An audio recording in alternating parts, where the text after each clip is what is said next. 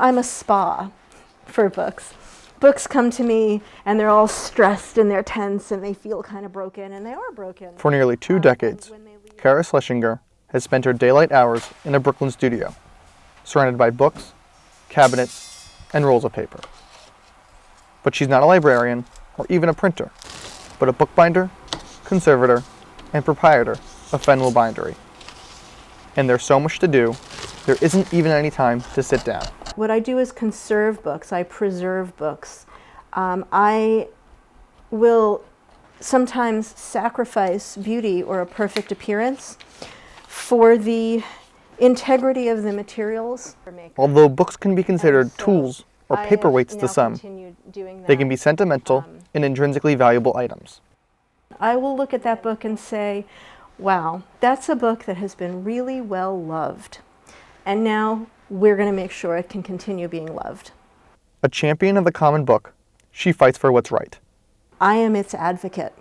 And even if that means somebody comes into me with a book and says, I want you to put this in a new binding. Binding's broken, it needs to be rebound. I might pick that book up and look at it with them and say, you know what? It doesn't need a new binding. It's got a beautiful binding right now, but that binding is damaged. Cara began her literary career as an editor and creative writing workshop teacher, but transitioned after attending a lecture on medieval manuscript illumination techniques. During a hands-on portion, she was instructed to lay a piece of gold leaf. When I looked up from my dot of gold, my world had changed. It was literally that fast, that immediate. I knew I wanted to do something in this field for the rest of my life. 6 years later, she took her first conservation class, and today works with major institutions such as the Metropolitan Museum of Art and Columbia University. To her, books are beautiful.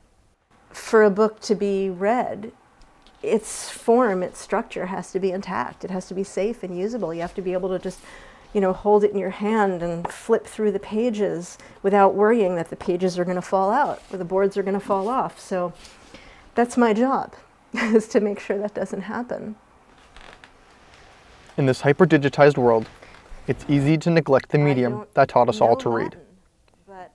Through Cara's skillful touch and unwavering advocacy, she ensures that every page turned is a testament to the enduring legacy of literature. In Brooklyn, New York, this is James Biseglia for New York University Journalism.